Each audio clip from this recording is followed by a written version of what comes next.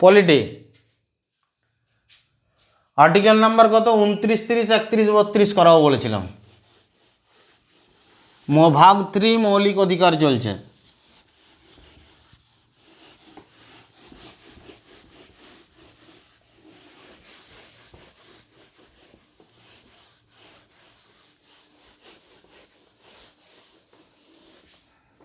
ভাগ 3 মৌলিক অধিকার চলছে।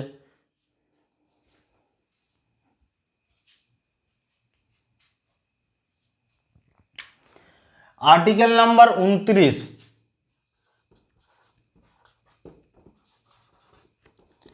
আর্টিকেল নাম্বার 29, আর্টিকেল নাম্বার 29 ভারতবর্ষে যারা সংখ্যালঘু আছে তাদের ভাষা এবং সংস্কৃতির উপর ভিত্তি করে তাদেরকে কোনো সংস্থায় প্রবেশ আটকানো যাবে না। কোনো বিদ্যালয়ে যে এ আলাদা ধর্মের মানুষ সংখ্যালঘু, ভারতবর্ষে যারা সংখ্যালঘু, সংখ্যালঘু বলতে শুধু মুসলিম তা না, আমাদের ভারতবর্ষে শিখ আছে, খ্রিস্টান আছে, এরা এরা সংখ্যালঘুর মধ্যে পড়ছে, জৈন আছে, এরা সব সংখ্যালঘুর মধ্যে, বৌদ্ধ ধর্মের আছে সংখ্যালঘু। তাহলে এখানে কি বলা হয়েছে না, সংখ্যালঘু তার কোনো কোনো সংখ্যালঘুকে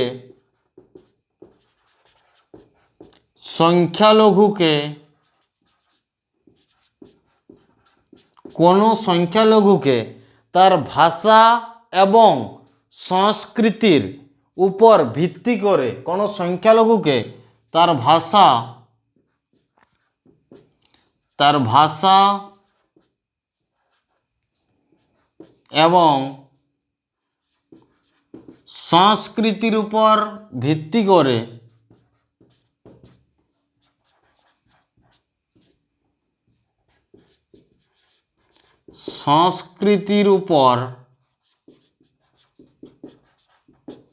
উপর ভিত্তি করে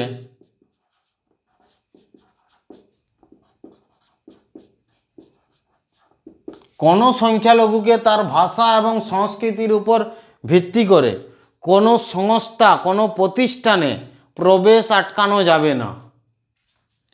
কোনো সংস্থায়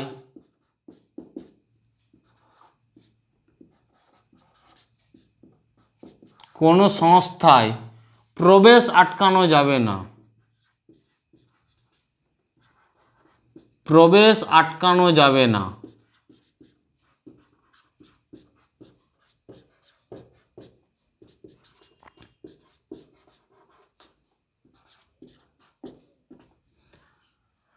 কোনো সংখ্যালঘুকে তার ভাষা এবং সংস্কৃতির উপর ভিত্তি করে কোনো সংস্থায় প্রবেশ আটকানো যাবে না। আর্টিকেল নাম্বার কতই বলা হয়েছে? Article number 29। ধরো বিদ্যালয়ে পড়াশোনা করবে, পড়াশোনা করতে এসেছে, যে আলাদা ধর্মের মানুষ, পুরো হিন্দু এরিয়া আছে, সেখানে একজন মুসলিম স্টুডেন্ট চলে এলো, একজন শিখ স্টুডেন্ট চলে এলো, তার ভাষা আলাদা, সে আলাদা ধর্মের মানুষ। তো ধর্ম এরকম করে যদি ভিত্তি করে করা হয় যে তার ভাষা আলাদা, ধর্ম আলাদা, সেটা কি মানে তাকে এখানে বিদ্যালয়ে ভর্তি করতে হবে। তাকে ভর্তি করা হবে না বলে তাকে বাড়ি পাঠিয়ে দেওয়া যাবে না, তাকে স্কুলে ভর্তি করতে হবে। তো কোনো জায়গায়, কোনো চাকরির ক্ষেত্রে, কোনো সংস্থায়, কোনো কোম্পানিতে, কোনো জায়গাতে তার ভাষা সংস্কৃতি যদি আলাদা হয়, সেই উপর ভিত্তি করে তাকে মানে ধার্মিকের উপর ভিত্তি করে সংখ্যালঘুদেরকে তাদেরকে সেই অনুযায়ী কোনো সংস্থায় প্রবেশ আটকানো যাবে না। আর্টিকেল নাম্বার 29 বলা আছে। 29 আর্টিকেল নাম্বার 30 বলা আছে, আর্টিকেল নাম্বার 30 বলা আছে, ভারতীয় সংবিধানের আর্টিকেল নাম্বার 30 বলা আছে, এখানে ধরো কোনো সংখ্যালঘু তার ভাষা এবং সংস্কৃতি ধরো আলাদা, আচরণ আলাদা, তাহলে তারা সেই ক্ষেত্রে কি করবে, তাদের সেখানে অসুবিধা হবে। অনেকজন ধরো একটা জায়গায় সংখ্যাগুরুদের সঙ্গে যদি পড়ে তখন অসুবিধা হবে। যদি অসুবিধা তখন হয়, তখন সেই অসুবিধা হলে তাদেরকে একটা দেওয়া আছে আর্টিকেল নাম্বার 30 কি মৌলিক অধিকার দেওয়া আছে, তারা নিজস্ব সংস্থা খুলতে পারে। সংখ্যালঘুরা তাদের নিজস্ব সংস্থা খুলতে পারে। সংখ্যালঘুরা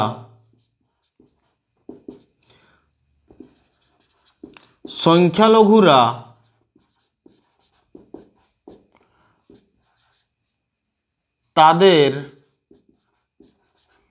নিজস্ব সংস্থা খুলতে পারে।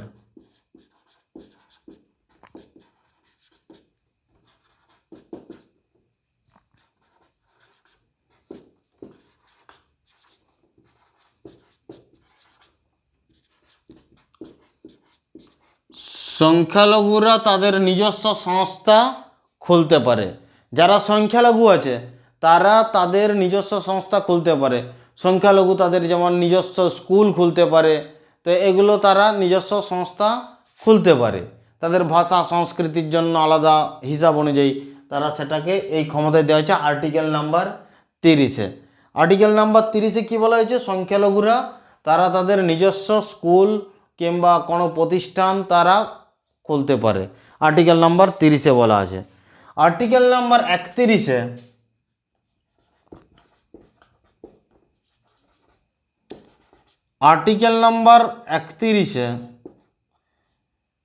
বর্তমানে আর্টিকেল নাম্বার 31 এখন আর নেই। 31কে ভারতীয় সংবিধানের আর্টিকেল নাম্বার মৌলিক অধিকার 31কে এখন সংবিধানের এখান থেকে হাটিয়ে দেওয়া হয়েছে। আর্টিকেল নাম্বার 31কে হাটিয়ে দেওয়া হয়েছে। আর্টিকেল নাম্বার 31-এ আগে কি ছিল? আর্টিকেল নাম্বার 31-এ আগে কি ছিল? সংবিধান যখন শুরু হয়েছিল তখন ছিল কি? সম্পত্তির অধিকার। সম্পত্তির অধিকার।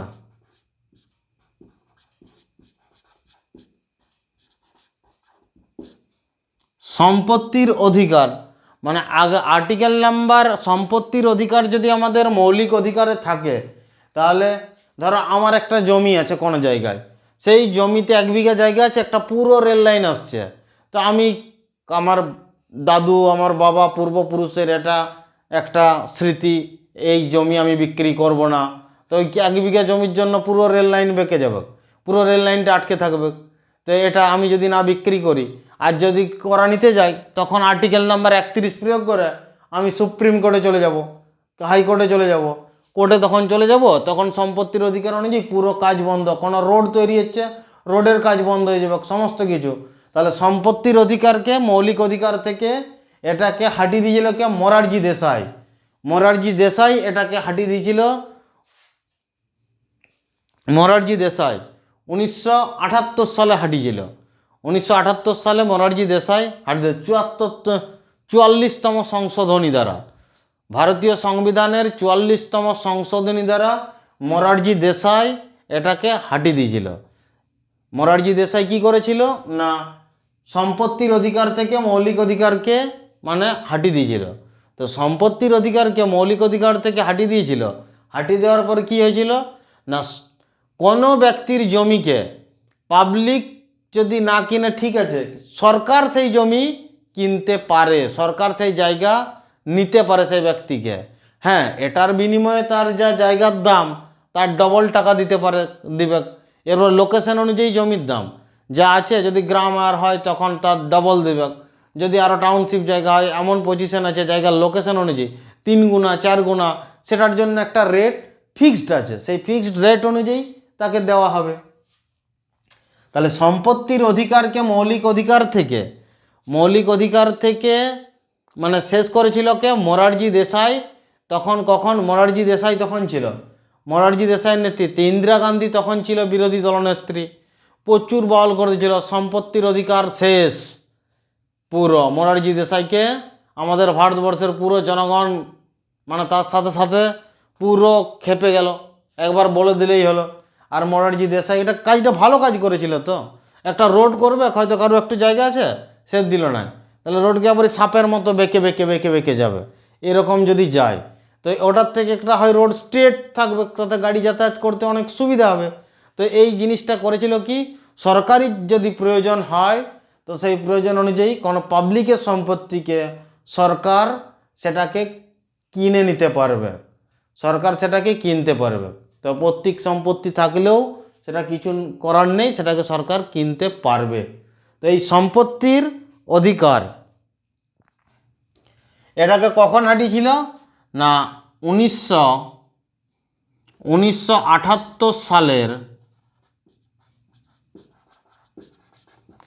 44তম সংশোধন দ্বারা 44তম সংশোধনের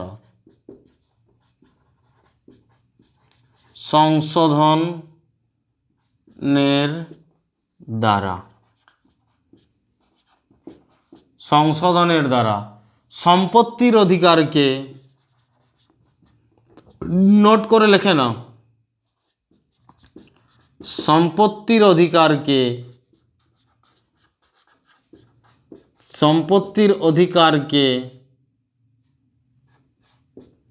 মৌলিক অধিকার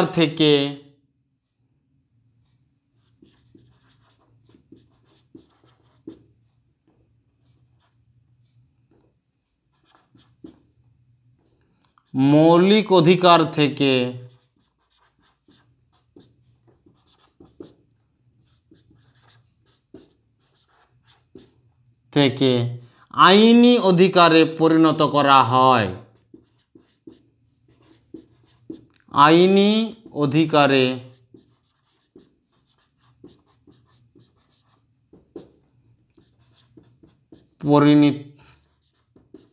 পরিণত করা হয়। আইনের অধিকারে পরিণত করা হয়। কার সেই সময় কে ছিল? মোরারজি দেশাই। প্রধানমন্ত্রী কে ছিল? মোরারজি দেশাই। তখন প্রধানমন্ত্রী কে ছিল? মোরারজি দেশাই।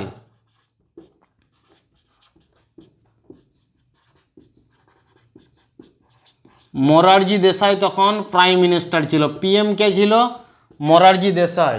আর বিরোধী দলনেত্রী কে ছিল? ইন্দিরা গান্ধী। ইন্দিরা গান্ধী বিরোধী দলনেত্রী ছিল তখন। এই কারণের ইস্যু দেখিয়ে কি হলো না, ইন্দিরা গান্ধী মোরারজি দেশাইকে ভোটে হারিয়ে দিল। হারিয়ে দিয়ে ইন্দিরা গান্ধী প্রধানমন্ত্রী হলো। মোরারজি দেশাইকে পাবলিকও ভোট দিয়ে হারিয়ে দিল। আর্টিকেল নাম্বার এখানে কি বলেছে? 31-এ। বর্তমানে 31কে এখান থেকে হাটিয়ে দেওয়া হয়েছে। 31কে হাটিয়ে দেওয়া হয়েছে। আর একটা পড়েছিলাম সম্পত্তির অধিকার, আর্টিকেল নাম্বার 19(6) পড়েছিলাম। আর্টিকেল নাম্বার 19(6) পড়েছিলাম কি না সম্পত্তির অধিকার। সেখানে কি বলেছিলাম? আর্টিকেল নাম্বার 19, 1, 2, 3, 4, 5, 6 পর যেগুলো আমরা পড়েছিলাম, আর্টিকেল নাম্বার 19(6) কি পড়েছিলাম? আর্টিকেল নাম্বার 19(6) কি করেছিলাম না 1 নাম্বার আমাদের বাক 19(1)-এ কি বলা হয়েছিল? বাক স্বাধীনতার, আমাদের অভিব্যক্তি প্রকাশ করার যে স্বাধীনতা বা অভিব্যক্তির স্বাধীনতা, 19(1)-এ বলা হয়েছিল অভিব্যক্তির স্বাধীনতা। 19(2)-এ কি বলা হয়েছিল? সভা করার স্বাধীনতা। 19(3)-এ কি বলা হয়েছিল? সংগঠন করার স্বাধীনতা। 19(4)-এ কি বলা হয়েছিল? পুরো ভারতবর্ষ চারিদিকে ঘোরার স্বাধীনতা। 19(7)-এ কি 19(4)-এ 19(5)-এ কি বলা হয়েছিল? ভারতবর্ষের যে কোনো জায়গায় বাসস্থান করার ক্ষমতা 19(5)-এ বলা হয়েছিল। 19(6)-এ কি বলা হয়েছিল? 19(6)-এ না সম্পত্তি কেনার স্বাধীনতা। তাহলে সম্পত্তি কেনা, ক্রয় বিক্রয়, এই যে সম্পত্তির অধিকার, এই সম্পত্তির অধিকার কি প্রত্যেক সম্পত্তির ক্ষেত্রে। আবার সম্পত্তি কেনা বেচার ক্ষেত্রে সম্পত্তি কেনা 19(6)-এ কি বলা হয়েছিল? এখানেও একটা সম্পত্তি কেনার অধিকার, সম্পত্তি কেনার অধিকার।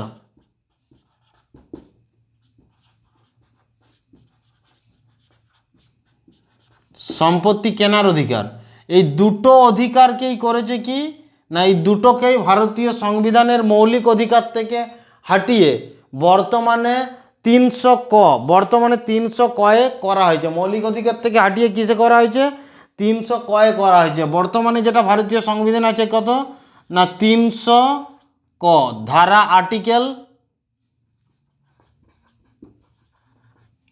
আর্টিকেল নাম্বার 300(ক)-এ করা হয়েছে। এই দুটোকেই বর্তমানে মৌলিক অধিকার থেকে হাটিয়ে দিয়েছে। সম্পত্তি এটা হচ্ছে আমাদের ক্রয় বিক্রয় কেনা বেচার কেনা সম্পত্তি, আর এটা হচ্ছে পৈতৃক সম্পত্তি। এই দুটো সম্পত্তির যে অধিকার ছিল এই দুটোকে হাটিয়ে 300 কয়ে এখন করা হয়েছে। মানে কি পাবলিক সম্পত্তির 300 কয়ে এখন করা হয়েছে কি না, সম্পত্তি কোনো পাবলিকের যে সম্পত্তি সেটা সরকার সে চায়, সরকারের প্রয়োজন হলে তার কাছ থেকে টাকার বিনিময়ে সরকার নিয়ে নিতে পারবে।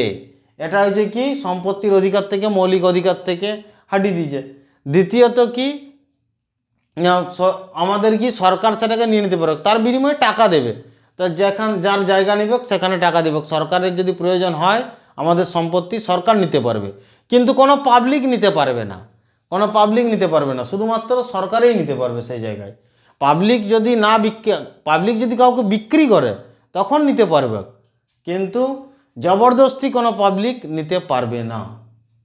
কিন্তু গভর্নমেন্ট সেটা পারবে, গভর্নমেন্টের প্রয়োজন হলে সেটা গভর্নমেন্ট নিয়ে নিতে পারবে। সেটা ভারতীয় সংবিধানে কত বলা হয়েছে, আর্টিকেল নাম্বার 31-এ ছিল আগে, এখন তো কিছু নেই।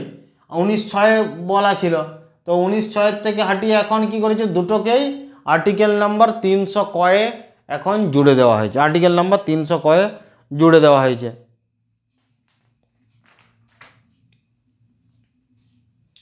আর্টিকেল নাম্বার 31 বোঝা গেল কি ছিল, বর্তমানে 31 নেই, হাটিয়ে দেওয়া হয়েছে। নোটস করে নাও।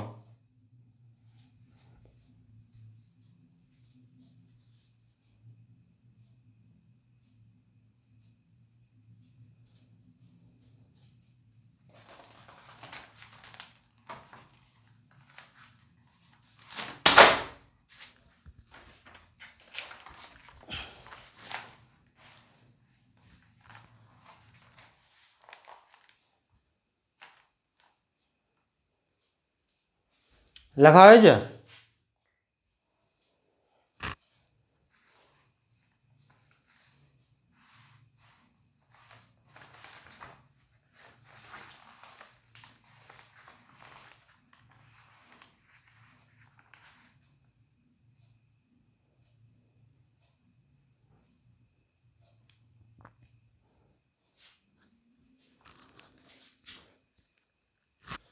হয়ে গেছে।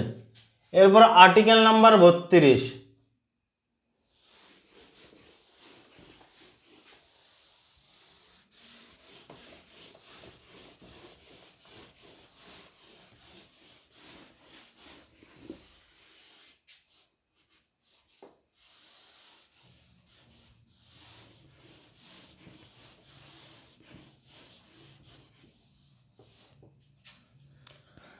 আর্টিকেল নাম্বার 32, আর্টিকেল নাম্বার 32-এ কি বলা হয়েছে না, আমাদের যে মৌলিক অধিকার, যেমন ভাগ 3-এ আমাদের কি আছে মৌলিক অধিকার 12 থেকে 35 পর্যন্ত। তো আর্টিকেল নাম্বার 32-এ যে মৌলিক অধিকারগুলো আমাদের আলোচনা করা হয়েছে 1 থেকে, এখানে আর্টিকেল নাম্বার 32-কে কী বলা হয়, ভারতীয় সংবিধানের আত্মা বলা হয়। ধারা 32-কে কী বলা হয়, ভারতীয় সংবিধানের আত্মা বলা হয়। ভারতীয় সংবিধানের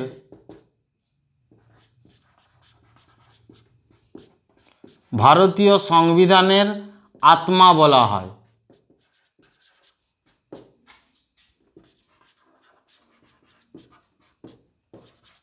ভারতীয় সংবিধানের কি বলা হয়, আত্মা বলা হয়। ভারতীয় সংবিধানের আত্মা বলা হয়। ভারতের সংবিধানের আত্মা কি বলা হয়, মৌলিক অধিকারের কি বলা হয়, সংবিধানের আত্মা বলা হয়। এই জন্য কারণ আমাদের এই মৌলিক অধিকার দিয়েছে, কিন্তু এই মৌলিক অধিকারকে যে রক্ষা করবে, তো এই রক্ষা করতে হলে কি সমস্ত জায়গায় এই মৌলিক অধিকারগুলোকে রক্ষা করতে হলে আমাদের কোর্ট প্রয়োজন। আর কোর্টের মধ্যে যেমন district court, high court, supreme court, সর্বোচ্চ ন্যায়ালয় আমাদের কি আছে, সুপ্রিম কোর্ট। তাহলে সুপ্রিম কোর্ট কি বলেছে, ধারা 12 থেকে, এখানে আর্টিকেল নাম্বার 32-এ কি বলা আছে ডাইরেক্ট, ধারা 12 থেকে সংবিধানের ধারা মানে আর্টিকেল 12 থেকে 31 পর্যন্ত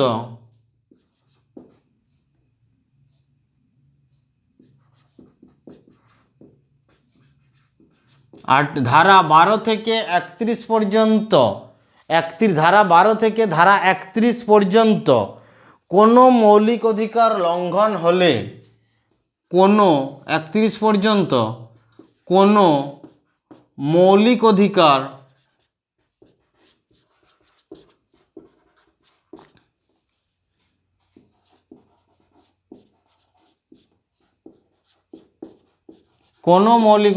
লঙ্ঘন হলে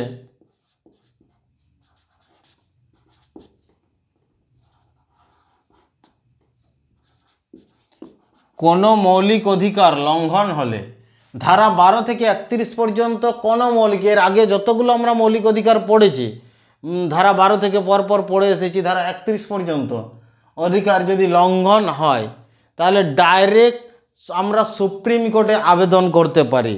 লঙ্ঘন হলে ডাইরেক্ট সুপ্রিম কোর্টে যাওয়ার ক্ষমতা দেয়। লঙ্ঘন হলে ডাইরেক্ট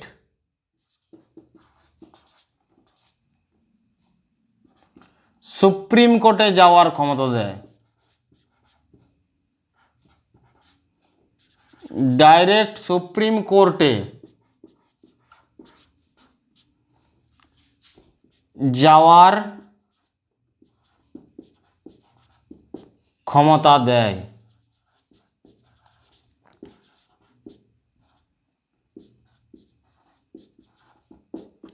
ডাইরেক্ট মানে আর্টিকেল নাম্বার 32 দেখো, ধারা 12 থেকে 31 পর্যন্ত কোনো মৌলিক অধিকার যদি লঙ্ঘন হয় তাহলে ডাইরেক্ট সুপ্রিম কোর্টে যাওয়ার ক্ষমতা দেয়। ধরো পুলিশ কোনো একজন ব্যক্তিকে, পুলিশ ধরো সাপোজ তাকে অ্যারেস্ট করে নিয়ে গেল আজকে, আবার থানাতে নিয়ে যে তাকে 2 দিন ধরে পিটলো, 3 দিন ধরে পিটতে 3 দিন ধরে পিটলো, তারপর কোর্টে পেশ করলো, এটা কি আমাদের মৌলিক অধিকার খর্ব হচ্ছে। তাহলে এই জায়গায় কি বলা হয়েছে, তাকে 24 ঘন্টার মধ্যে কি বলা হয়েছে, কোর্টে পেশ করতে হবে। তুমি যদি প্রমাণ করতে পারো তো যে একে এই ডেটে মানে একে অ্যারেস্ট করা হয়েছিল এবং কোর্টে পেশ করা হয়েছে 2 দিন রেখে কিংবা 3 দিন রেখে, 24 ঘন্টার পরে তাকে কোর্টে পেশ করা হয়েছে, তখন সেই ক্ষেত্রে কি মৌলিক অধিকার খর্ব হয়েছে। তো এটার জন্য তুমি কি একবারে ডাইরেক্ট সুপ্রিম কোর্টে চলে যেতে পারবে। যে আমাদের নর্মালি কোনো কিছু ব্যাঘাত যদি ঘটে তাহলে সেখানে আমরা প্রথমে থানায় চার্জশিট দিই, তারপরে district court, high court, supreme court, step by step যাই, কিন্তু এটা কি ডাইরেক্ট সুপ্রিম কোর্ট। আর সুপ্রিম কোর্ট যেটা রায় দিবে সেটাকেই মানতে হবে, কারণ সেই জায়গায় কি সুপ্রিম কোর্টেই শেষ, ওর উপরে তো যাওয়ার আর কোথাও নেই, কারণ সর্বোচ্চ ন্যায়ালয় ওখানেই শেষ। তো ওখানে যদি কোনো কিছু যাবে কীরকম, থানাতে এখন বর্তমানে কি যে থানাতে যে এন্ট্রি করাচ্ছে, তো ওই ব্যক্তিকে কখন তুমি থানায় অ্যারেস্ট করেছো তার সিসিটিভি ফুটেজ, প্রতিটি থানায় এখন সিসি ক্যামেরা দেওয়া আছে, তার সিসিটিভি ফুটেজ সেই জায়গায় চেক করতে পারবে, 1 নম্বর। দ্বিতীয়ত অন্য কোনো জায়গায় সিসি ক্যামেরার ফুটেজ যদি তুমি চেক করে প্রমাণিত করতে পারো, তার কোনো ভিডিও, সেই জায়গায় তথ্য যদি তুমি সেখানে দিতে পারো কোর্টে, সেই ক্ষেত্রে পুলিশের এগেনস্টে তার সাজা হবে পুলিশের। এরপর সুপ্রিম কোর্টে হয়তো যখনই চলে গেল এই কেস, কোর্টে যখন সেই ব্যক্তিকে পাঠানো হবে পরে, হয়তো তাকে বেল দেওয়া হবে, না হয় কিংবা তার জেলে পাঠানো হবে। জেলে পাঠানোর পর সুপ্রিম কোর্টের বিচারপতি ডাকবে কাকে, ওই দারোগা পুলিশকে না, ডাইরেক্ট এসপিকে ডাকবে। আর এসপিকে ডাকার পর এসপিকে বলবে একে এই টাইমে গ্রেপ্তার করা হয়েছিল, এই কী কারণে, কেন হয়েছে, সমস্ত কিছু। এসপি তো ডাইরেক্ট এসপি আদৌ জানে না এসপি কোন অফিসার কি করেছে। আর ম্যাক্সিমাম টাইম আপার লেভেলের অফিসাররা এরকম জঘন্য, ছোটোখাটো এরকম জঘন্য কাজ করে না, তারা সঠিক নির্দিষ্ট আইন মেনেই কাজ করে। কিন্তু কিছু কিছু নিচ লেভেলের অফিসার আছে, তারা সেই ক্ষেত্রে এরকম কোনো টাকা দিল, কোনো পয়সার বিনিময়ে এরকম ছোটোখাটো নিচ লেভেলের কাজ তারা করে। সেই কারণেই কি হয় না, তাদেরকে কথা শুনতে হয়। তাহলে এসপিকে যখনই কথা শুনবে, এসপিকে যা বলবে, জজ সাহেব সরি স্যার এটা জানেনি, আমি দেখছি কী হয়েছে, জজ সাহেবও জানে, এটা কেন জানে না, খবর দাও কে বটে, পারফেক্ট কে ছিল সেখানে, কে করেছে এই ঘটনাটা। এসপি যখনই আসবে সে বেরিয়ে ফোন ধরবে, কে ছিল ওই থানায়, কে করেছে এটা, পুরো পারফেক্ট হিসাব নেবে। আর হিসাব নেওয়ার পরে কি করবে না, এই ছিল, তাকে পানিশমেন্ট, সাসপেন্ড, তোমার জন্য আমাকে এত কথা শুনতে হচ্ছে। তো এই জন্য কি, আর যে ওখানে রায় দিয়ে দিল, হয়তো বলে দিল যে করেছে তার 3 বছর সাজা, 3 বছর জেল, সুপ্রিম কোর্টে বলে দিল ও যে যাবে যার অন্য কোথাও তারও রাস্তা নেই। তো পুলিশও সেখানে কি যদি ভয় পায় কাকে পাবে? আর্টিকেল নাম্বার 32-কে। এই জন্য কি বলা হয়েছে? আমাদের ভারতীয় সংবিধানের আত্মা বলা হয়। মৌলিক অধিকারকে যদি বাঁচিয়ে রাখার ক্ষমতা আছে কে? না আর্টিকেল নাম্বার 32। এ আমাদেরকে যদি কোনো মৌলিক অধিকার খর্ব করে তো ডাইরেক্ট আমরা আর্টিকেল নাম্বার 32-কে প্রয়োগ করে সুপ্রিম কোর্টে আমরা সেই অ্যাপিল করতে পারি। সুপ্রিম কোর্টে এর অভিযোগ আমরা এখানে সুপ্রিম কোর্টে ডাইরেক্ট যেতে পারবো। এই ক্ষমতা আমাদেরকে ভারতীয় সংবিধান দিয়েছে। ভারতীয় সংবিধান দিয়েছে। যদি আমাদের 12 থেকে 31 পর্যন্ত কোনো মৌলিক অধিকার খর্ব হয় তো সেটা আমরা ডাইরেক্ট সুপ্রিম কোর্টে আর্টিকেল নাম্বার 32 প্রয়োগ করে আমরা অ্যাপিল করতে পারি। এই জন্যই আর্টিকেল নাম্বার 32-কে কি ভারতীয় সংবিধানের আত্মা বলা হয়।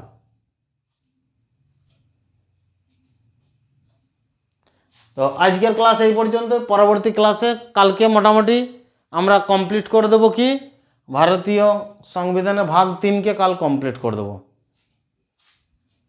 ভাগ 3-কে এর পরের দিনে কমপ্লিট করে দেবো, তারপর ভাগ 4 শুরু হবে। আজ ক্লাস এই পর্যন্তই। লিখে নাও।